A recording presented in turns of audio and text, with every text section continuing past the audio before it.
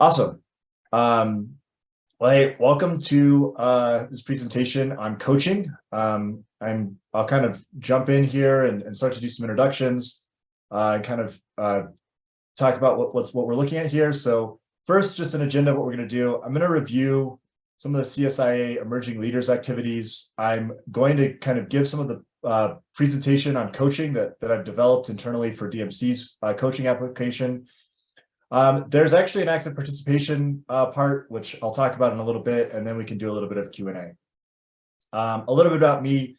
My name is John Sullivan. I'm a senior director of West for DMC. I graduated from Rose-Hulman, and I'm the chair of the CSIA Emerging Leaders Committee. I've been with DMC since 2009. I've been in Denver since 2014, and I hold my control systems PE. A little bit about where this content comes from. So if you were at the CSIA Executive Conference, you saw me present on something called LIFT, Leadership Improvement Forged Together, not a forced acronym at all, I promise. But LIFT is a leadership development program we've developed internally from DMC, where we did a bunch of ripoff and duplication from a variety of different people from a long variety of areas. But it involves a 2.5-day in-person liftoff. It's 9 months of Ascent, where it's one topic per month that we dig into. And then we go into Orbit, where it's ongoing coaching, peer mentoring, issue processing, and ad hoc topics. Basically, we developed a pretty in-depth program to try to train and retain our senior people at DMC, which was an area that we were struggling with.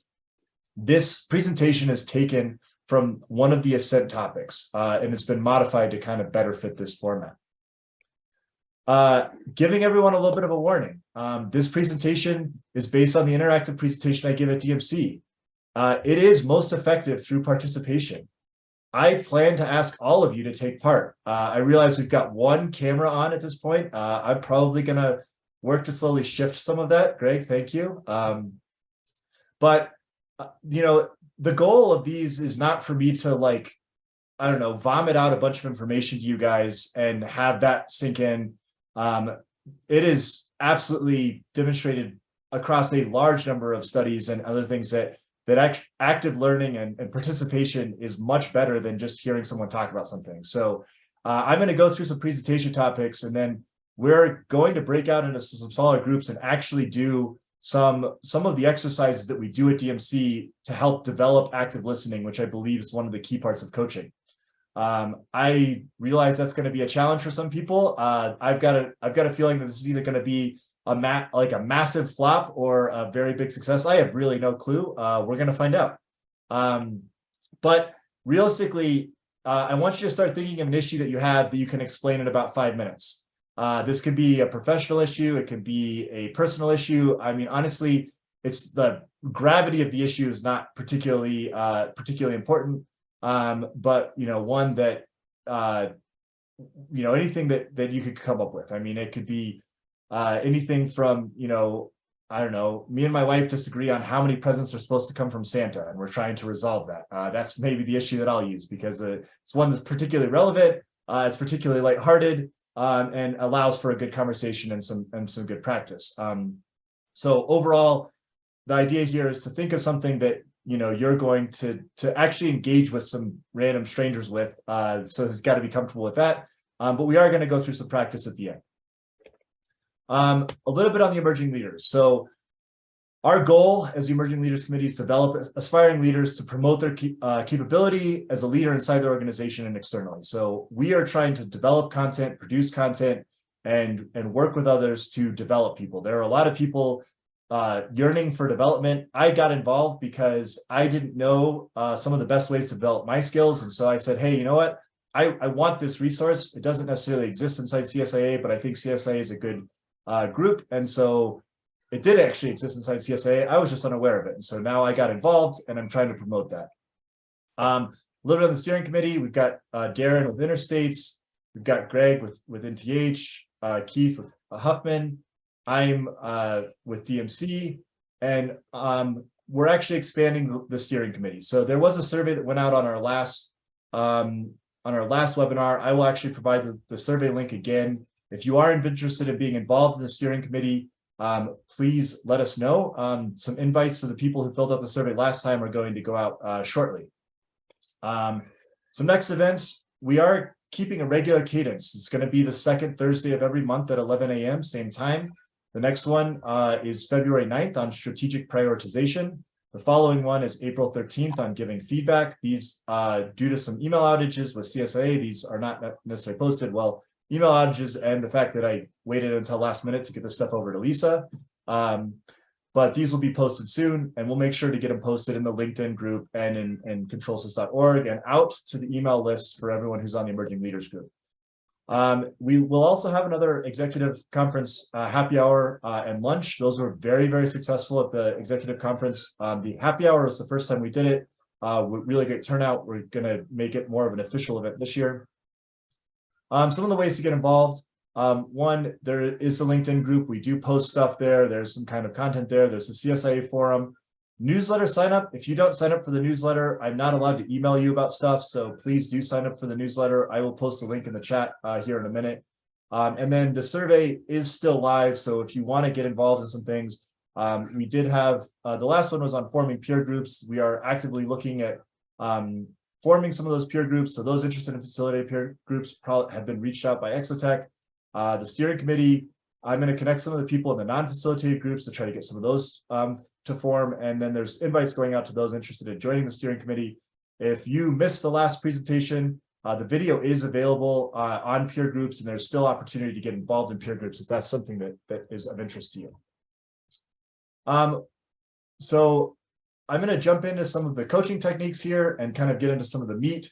The biggest thing here on coaching techniques is there are a lot of models. I am familiar and use 3 of them of these, but there are just a plethora of models that I'm going to kind of go over. Some of them I'm intimately familiar with because I use them on a regular basis. Some of them I did a bunch of research for generating this presentation when we developed this internally at DMC, so I can talk about them, but they're not ones that I actively use.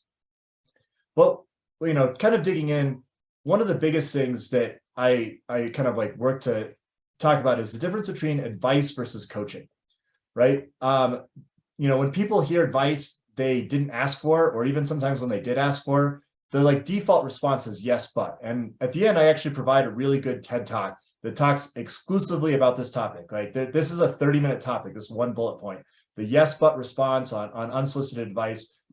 The default when you're just telling someone what to do and you're going through that is for them to come up with all the reasons why you're wrong and kind of like argue against you. People end up digging in when you're giving unsolicited advice. And you know, the key with looking at coaching is you're not trying to tell them, you're trying to help them identify their solution to the problem. You're helping them work through to get to where they need to go. And there's tons of times when advice is useful, especially when it's asked for, right? There's all kinds of times where like a coaching exercise is a really bad way to get through something. You know, using code development as one of the things that I regularly participate in and regularly work with a lot of the younger engineers, there's times where I want them to understand the process and work through to like kind of get to the final solution. And there's times where I just need to tell them what the best practice is and why that is so they can better apply it. Coaching produces long-term change. It's more of a collaborative effort. It's a lot more work, but it empowers you. It's the kind of it's the teach how to fish rather than gives a fish kind of idea. And realistically, I'd say, at least for me in a large portion of my career, I defaulted to advice. And it took a long time to kind of move over to being a coach rather than an advice giver. I had all the solutions. I was smarter. I knew what I was doing. So here's what you need to do because I'm right.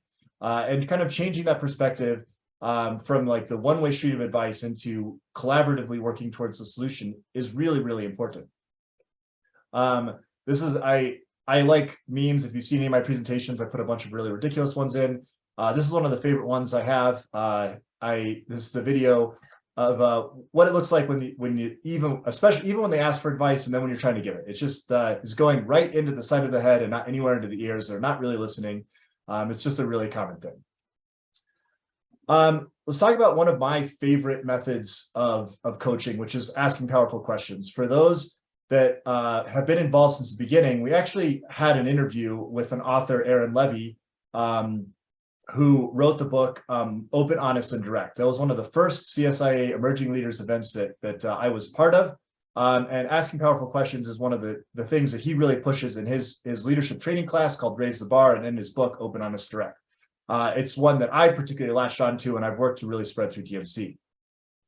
Asking powerful questions is a focus on developing questions that are really good at getting people to the answer. So they're open-ended questions. They have what's called a beginner's mindset. The idea behind a beginner's mindset is that anyone can learn. So if I bring a beginner's mindset, the idea is that I have the opportunity to learn from anyone. I'm not necessarily the expert, that even someone who's been at DMC for 3 months has opportunities to teach me stuff that I didn't see. They're clear and succinct, they're impactful, and they're timely. So the idea here is that a powerful question is going to kind of go through, and there might be a bunch of questions that are not powerful. They're leading questions, they're working through, but one that's like really, really impactful and relevant to the conversation has a way to like open up a lot of opportunities. Actually, when I give this class at DMC, there's a 45-minute podcast that I have people listen to prior to attending this class, specifically done with Aaron Levy, specifically on the method of active listening and asking powerful questions. I will also provide that link if you're driving or whatever, got some commute time. I think it's a really good podcast to get into, and gives you a lot of the content of Open, Honest, and Direct in 45 minutes rather than reading through the whole book. But when you're trying to look for good, impactful questions, you have the opportunity to help someone come to their own conclusion, but in a way that they didn't see before.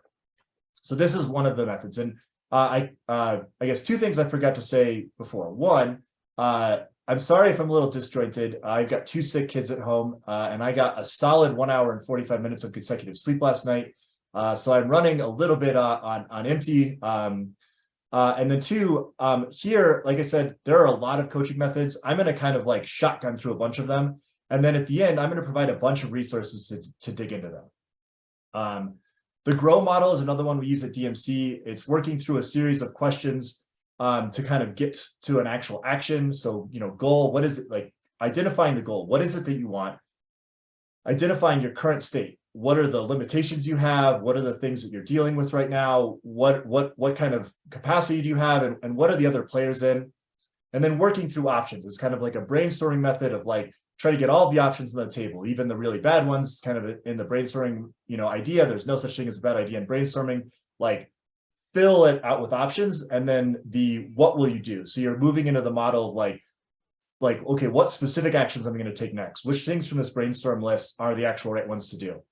Again, the GROW model has multiple books written on it. So I'm covering in under 2 minutes something that could easily be covered, or that could easily fill the space of several hours. But the GROW model is another one that is really internalized to DMC, and one I really focus on.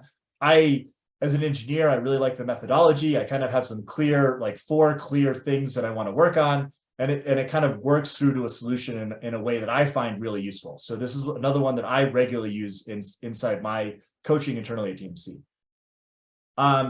Fuel model. This one I have read a little bit on, and wow, when I really zoom this in, it's pretty blurry. But is one that I have not actually used. It's one I'm kind of currently in the process of exploring. The idea here is to frame the conversation. So, the same idea, like working on like what specific things we're talking about, understanding the current state, which is similar to the GROW R, which is the reality. And then instead of kind of like going through the brainstorming options, you're actually like, you then focus on the end goal and like your success criteria. How do I know that what I did was the right thing, and how are we going to measure that? For those who are familiar with SMART goals and things like that, there's a spot to like kind of set your goals out as like your last step. And then the next step is to kind of lay out your plan to get from where you are to those. So it's very similar to the GROW model, except the idea is to actually spend some time defining the goal, like the final end state, as opposed to focusing on like the brainstorming method. And then motivational interviewing. I'll be honest, I read about this maybe 2 months ago in a book called Think Again. I kind of latched onto it. I've been doing more research and doing some more webinars and things on this one. but not one I've actually implemented. Motivational interviewing is actually originally focused on helping people with medical decisions, substance abuse, and was really focused in kind of like a much more medical state. And as that's kind of expanded, it has expanded more into a professional state, where it is a model that is being used outside of just the medical industry. But it is, again, like the R is the one that like I really latch onto, resist telling them what to do. This is like my idea behind coaching and advice, and something that I find very valuable. Like, I really don't want to tell someone what to do unless like it's a very just clear instruction. So, you know, this is a really good reminder for me. And then 2, understanding their motivation. What when you have a direct report or someone you're working with, really understanding like what drives them, what the things are that help them be who they want to be and really engage them. And then trying to listen, and listen is a spot that we'll actually talk about directly, and the thing we're going to kind of practice. You know, prior to having spent some time practicing listening, I realized I sucked at it. I did all my check-ins with all my direct reports while I was doing messages and other things like that, and I really wasn't actively listening to anyone. I spent most of my time in meetings where I was supposed to be listening, doing other things. I'm sure that most people in this room are probably guilty of the kind of same spot. And then working to empower them. So again, this is setting achievable goals, working through very tactical things to kind of get from where they are to where they want to be. But the biggest thing here is finding out what works and doing more of that. You know, I have iterated through a handful of processes on coaching. I've spent a lot of time trying to give advice that didn't work, or doing the things that you know that do work for me. I really latched on to the GROW model. I really latched on to powerful questions. Those are the things that match my personality. And I think that there's, again, I'm going to give a lot of resources to kind of dig into one. If there's one that just like sounds really interesting to you, I encourage you to look into more of that. Basically, all of these probably have about 10 different TED Talks and a handful of books. No one even agrees on which one's the best one. So which one's the best one is really dependent on you. The next topic I kind of want to talk into is active listening. Active listening is one of those things that I was really bad at, and I think made a really big difference in how I kind of developed as a coach. Again, throwback to the book club. We had this interview with Aaron Levy. We did kind of like a podcast style interview as one of the first events on Open, Honest, and Direct. This is a book that really does focus heavily on active listening and how we can engage.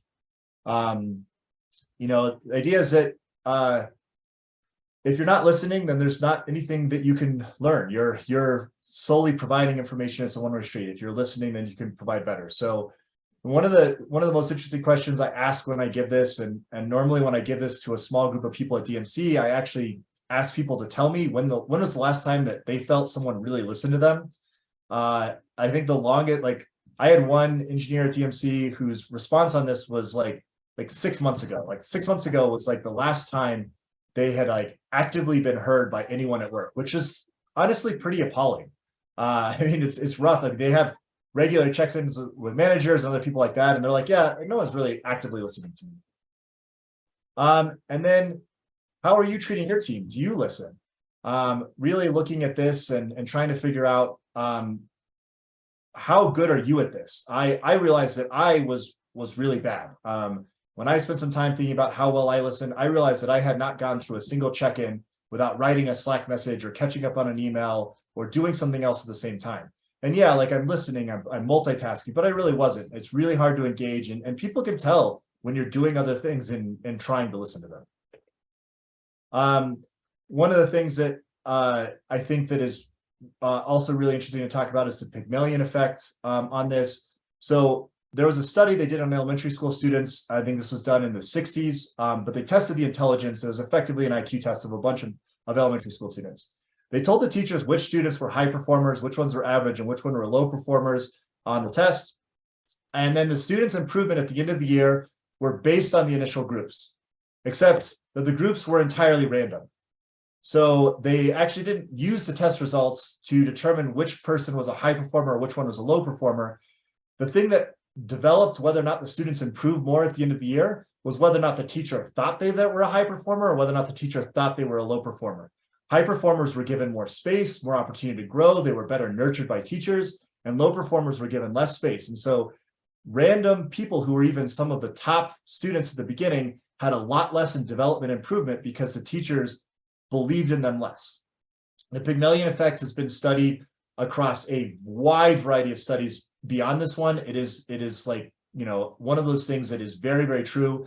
The beliefs you have towards the people you're managing and the people you're working with is going to affect how you treat them, how much space you give them, how much coaching you give them, and is going to actually result differently in their performance. There are a variety of other studies that I can link to as well, but effectively, if you take one of your lowest performing people and you believe that they have the potential for performing higher, the reality is that they do. That your belief in them and your space and capacity to help them grow is going to statistically develop them much further than if you continue to believe that they're a low performer. Giving them that space and that trust, and that is a way to actually take someone who is from a low performer and make them into a higher performer person. This is one of those things that is really pretty outstanding for me from an elementary school student standpoint, like thinking that, like, I've got several kids in elementary school and really understanding like how that dynamic works and how that plays out. But it has also been studied across adults in a variety of different studies since the initial study in the 60s. Talk about blind spots too. This is, again, an entire another topic, but one I think you should we'll spend a little bit of time on in our active practice here. Blind spots are the spots where, when you're listening, what are the things that your brain is doing that is preventing you from listening effectively?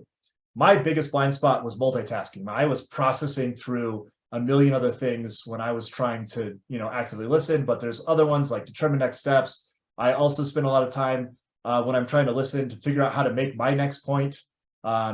There's a list of about 20 of these, but as we go through this exercise, try to think of like, what is your brain doing that's maybe preventing you from listening as actively as you possibly could? So I promised that I was going to engage people differently in this group than you maybe have done in another webinar. And I promised that I have zero idea how it's going to pan out because I've never done it before. So if you really have zero interest in doing this, it might be a good time to drop off because then I will not put you in a group. I'll give a little bit of time here while people might do that. I genuinely believe that this is one of the best ways for us to provide that value and actually provide that opportunity to grow. But while I'm letting kind of people drop here and see what works there, questions on the content. People have any thoughts? I realize now that I talked incredibly fast. I guess I had one too many cups of coffee after being up last night. What kind of feedback, John, do you get from the people who go through this course? Like, do you have any good stories to tell or outcomes to share? I mean, the short answer is we get really positive feedback. This investment inside DMC is huge. We send people off site for 2.5 days, and then we're, pulling out 3 to 4 hours a month from, a large team of heavy hitters at DMC. The soft and hard investments in what we do is relatively big. And so I had to demonstrate a lot of value to senior management to kind of keep moving this forward. But, have you seen an improvement in your retention rates? We have. That being said, the program is at this point 10 months old, right? So it's hard to have like a very, very statistical spot. We've done 6 launches so far. Sorry, 5 launches so far. Of those, we have lost 1 engineer out of each of those launches, which is where 1 person, I shouldn't say engineer because it applies to both engineers and internal operations, which is a lower rate of attrition than we have company-wide amongst that level of seniority. So it's a small sample set. So I'd hate to say definitively it works. But the sample set we have demonstrates that it is working or it's helping. The other thing is that through our LIFT program, like this coaching exercise, like I asked you guys to all come up with whatever problem you're going to come up with. But through this LIFT program, we actually have people come up with problems at DMC. And so then people spend the time they're doing actually actively working to improve DMC over the time. So even the people that we do lose before they depart, they've spent 9 months plus like developing and improving DMC very actively. So those things have also seen noticeable changes across a variety of different groups. So giving people a goal and having them work towards that has been really impactful. Hey, John, question for you. I like the content and the conceptual frameworks and the information aspect of coaching is important to have the frameworks to use, but I'm curious what you and your colleagues have done to really take those frameworks and implement them effectively and develop them into like a real skill that you have. Just taking, there's the information aspect of like, you may know what to do, but then putting it in practice is sometimes a different challenge. So I don't know if you had any experience on what it takes to do that. I mean, one of the things that we do is in all of this like lift spots. So our lift sessions are all 90 minutes and about 20 to 30 minutes of that is presentation and an hour of that is practice. And so here I've condensed an hour of practice into 20-ish minutes of practice because that's what the kind of time we have. But honestly, role playing and practicing one-on-one and you know, setting up those like role-playing scenarios is how we do it. So you know, it sounds silly and it sounds like, man, why would I ever do that? But honestly, role-playing with my mentor and my boss when I was coming up to my position was really useful. I still actively role play through difficult situations. If I, you know, that I might have with engineers and we do a lot of like practice role playing on real topics. And that's the best way we found. I'd say that there's probably room for improvement in getting that more ingrained and more entrenched in the culture. So. One of the things I do want to do, since we're probably going to cut the video, so we'll have the video available, but I guess I do want to kind of cover, I have a lot more resources. So podcasts, this is and I'll give links for all these, How to Not Suck at Managing. This one's the one by Aaron Levy. The TED Talks, Yes, But I covered that for a little bit. I'm a big fan of this particular TED Talk.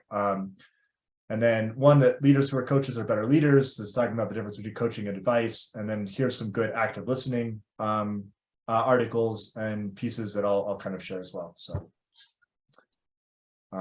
cool.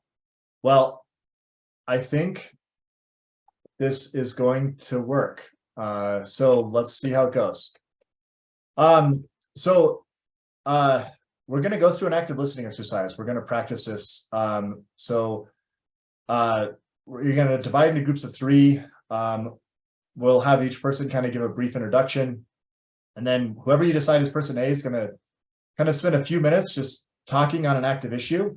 And person B is just going to listen, actively try to listen. And then person B is, you know, going to try to work through without giving direct advice through engaging in powerful questions or working through a coaching model or just for a handful of minutes. Person C is an observer. Their goal is to actually just see how things went.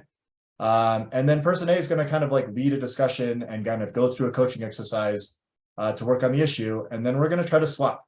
I'm going to stay out of the rooms and I'm going to try to monitor the rooms, and I'll jump into a room that loses anyone. I realize that this is a very, very non-standard webinar methodology, but the goal here is to develop leaders, and the idea is that I believe people want content like this and not